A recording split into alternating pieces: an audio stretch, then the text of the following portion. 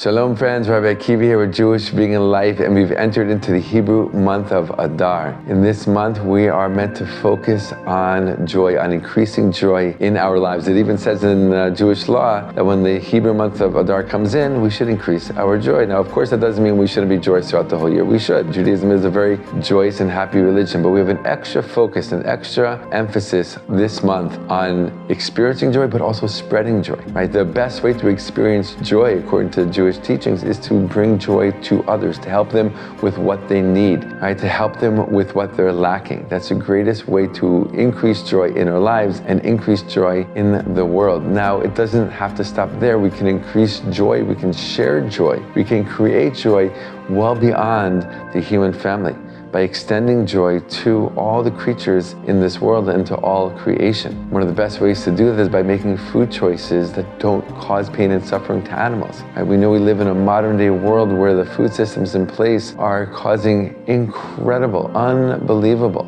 cruelty to animals, pain and suffering to them every single day, tens of billions of them every single year. Through our food choices, making compassionate food choices, we can end that suffering and we can bring more joy to more creatures, more of God's creatures in this world. Now, the theme of joy really peaks in the month of Adar with the holiday of Purim. And when we look at the holiday of Purim, we see Mordechai and Esther right in the center of this entire story. And the theme that they both share in their lives and their roles in this story is that they both stand up for what they believe in. They don't shrink away from standing up for what they believe in, even if everyone else doesn't. Mordechai was one of the Jewish leaders at the time, and the evil leader Haman decreed that everyone should bow down to him, which goes against Judaism, one of the most fundamental ideas of Judaism. And while other Jews were giving into that out of fear, Mordechai said no way. He refused to give in, and that's what angered Haman, and that's what led him to wanting to try to destroy the Jewish people. But we know in the end it didn't work, specifically because Esther rose up as well, and she went and she spoke to the king, revealing her true Jewish identity, right? And stuck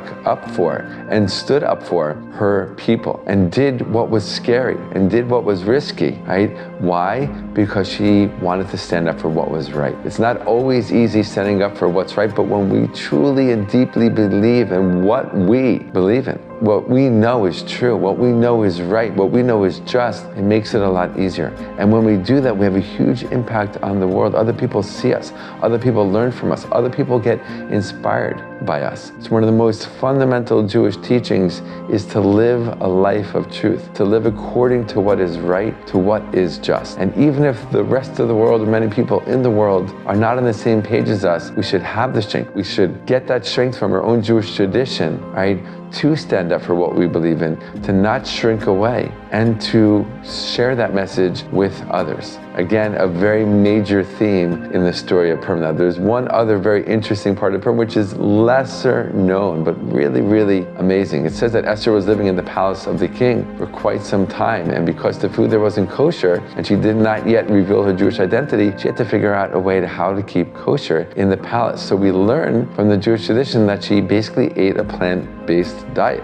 She ate seeds and nuts and other plant-based foods in order to keep kosher. It's an amazing thing. What do we glean from this? That keeping kosher and eating a plant-based diet go wonderfully well together. They go hand in hand. She wanted to eat the proper way. She chose a plant-based diet. And it teaches us that keeping kosher doesn't have to be complicated, right? There are all these different rules and laws having to do with keeping kashrut, specifically when you choose to eat animals. Now, of course, even if you eat a plant-based diet, there are still laws of kashrut to follow, but it's much, much simpler. And that's okay. Kashrut doesn't have to be complicated. Kashrut can be simple, and maybe, you know what, it was meant to be simple. Maybe all these laws and all these rules having to do with eating animals are to steer us away from eating animals, to show us and to remind us of the original diet that God gave humanity, which was a purely vegan diet. It's as if Judaism is saying, okay, yes, there is permission to eat animals, but if you do, you have to follow this long list of rules. Sometimes people will say to me, oh, but you're not keeping kosher. If you don't eat animals, you're not keeping all these laws in Judaism. I tell them, there's a big word at the beginning of that list of laws, and that word is if. If you choose to eat animals, so then you have to follow all these laws. There's no obligation to eat animals in Judaism, so therefore there's no obligation to follow those rules. It's only if you choose to eat animals. And if you don't have to follow them, right? If you don't, you're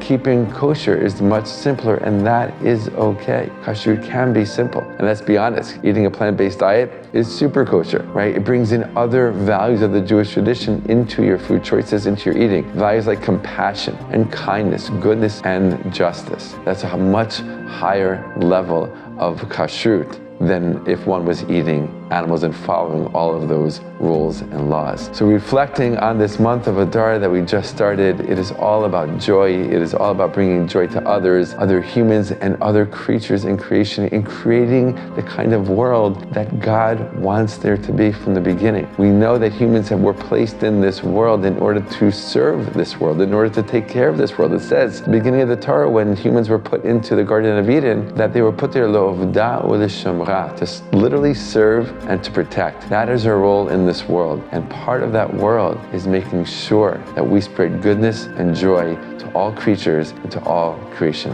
Have an amazing and joyous month of Adar.